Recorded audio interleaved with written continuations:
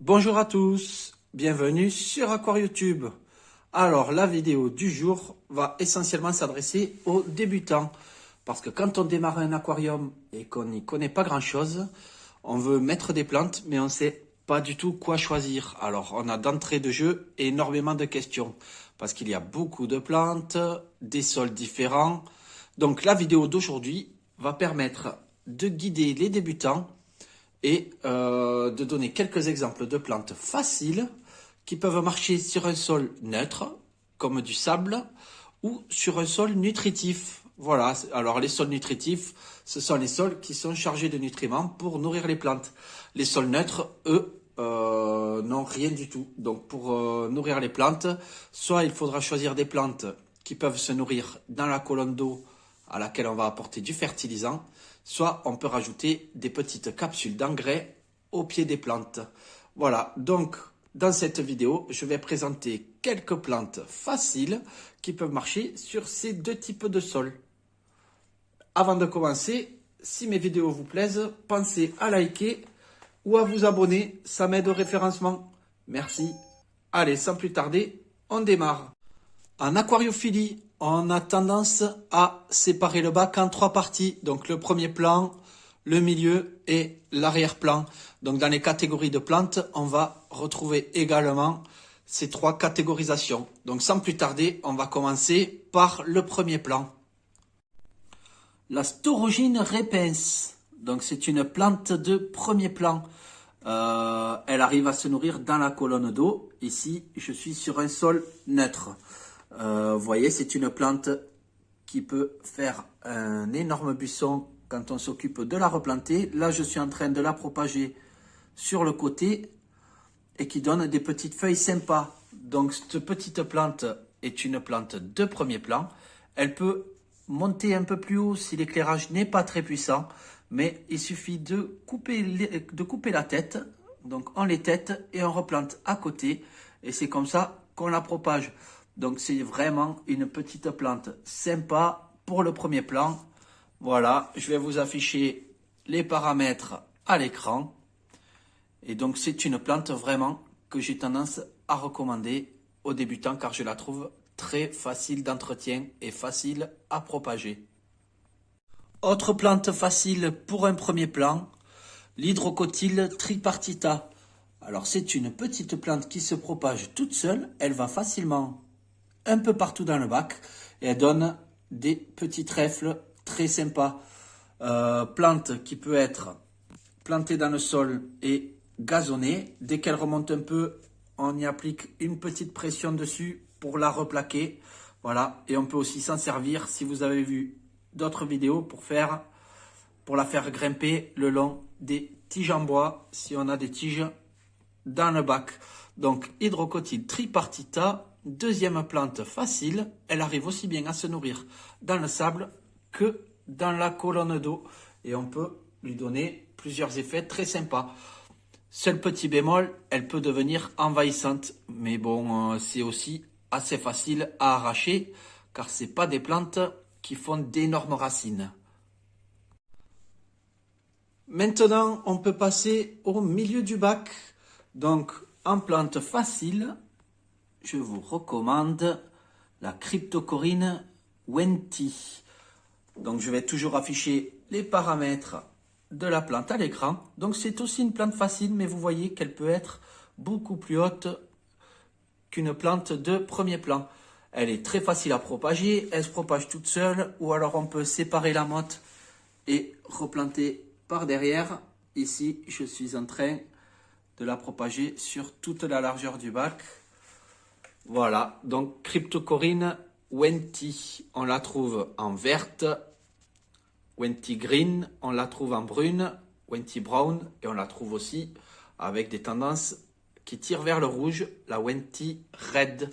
Très bonne plante, la Cryptocoryne. Alors, il y a des Cryptocorynes qui ne sont pas faciles. Celle-ci se nourrit aussi bien dans le sable que dans la colonne d'eau. Voilà, très bonne plante pour faire une séparation entre le premier plan et l'arrière-plan, ou une jonction entre le premier plan et l'arrière-plan. Plante suivante, donc c'est souvent vers le milieu du bac qu'on va commencer à apporter des bouts de bois ou des rochers. Donc, en suivant la mousse de Java qui peut très facilement s'accrocher au bout de bois. Ici, elle s'est accrochée de manière naturelle et je ne fais que la tailler pour conserver le bois, sinon on ne le verrait plus du tout. Donc la mousse de Java peut être collée ou ficelée au bois ou au caillou, au rocher. Donc excellente plante qui peut aller partout dans le bac, mais qui sera très bien en milieu de plan puisque c'est un autre vert, vous voyez, beaucoup plus foncé que les plantes de premier plan que je vous ai montré. Va venir ensuite l'arrière-plan. À l'arrière-plan, on va avoir le choix entre des grosses feuilles ou des petites feuilles. Souvent, ce choix se fait en fonction de la taille du bac. Les grands bacs vont pouvoir accueillir des feuilles gigantesques. Les petits bacs, peut-être un petit peu moins. Mais tout ceci, bien sûr, dépendra de vos goûts. Donc, première plante d'arrière-plan que je vous recommande, ça sera l'Egeria densa. On la voit ici. Voilà. Et qui fait une énorme touffe là. Donc l'Egeria densa est une plante à croissance rapide qui vous aidera bien sûr contre les algues et a une très bonne pousse. Vous pourrez la tailler régulièrement. Elle a tendance vraiment à envahir tout le bac. Donc c'est une excellente plante d'arrière-plan avec un vert encore un petit peu différent.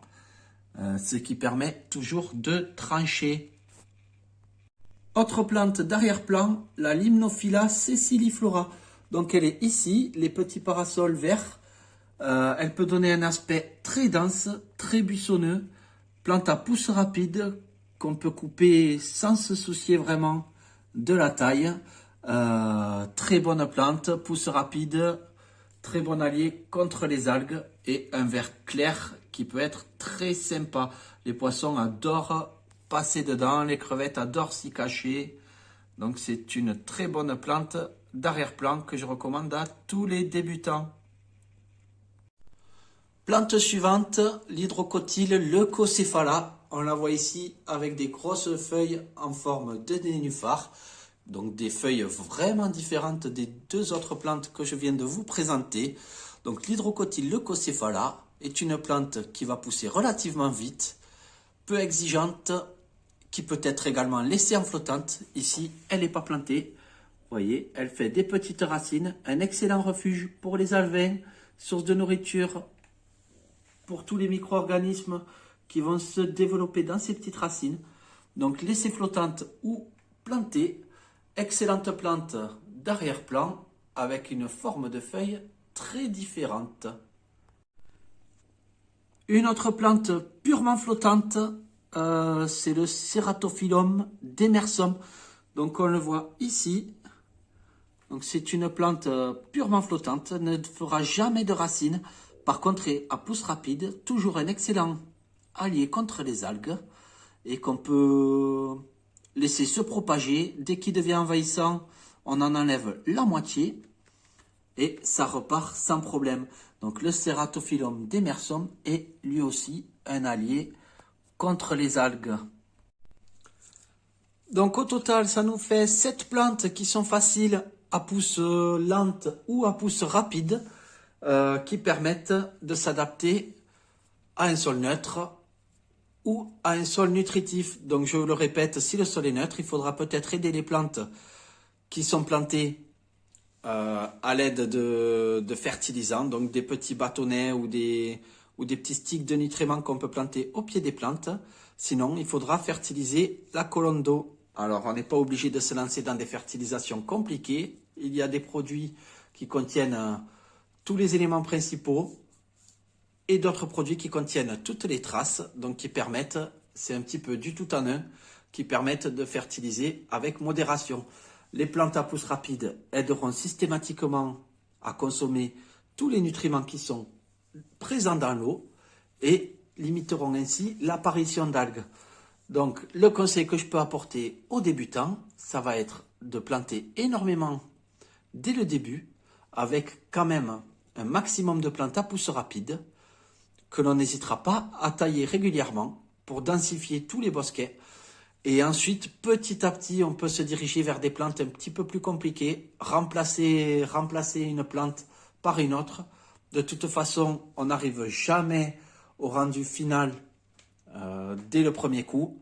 Il faut toujours venir faire une retouche dans le bac. Allez, la vidéo touche à sa fin. J'espère qu'elle vous aura plu. Pensez à vous abonner et à liker. Et je vous dis à une prochaine fois sur AquarioTube.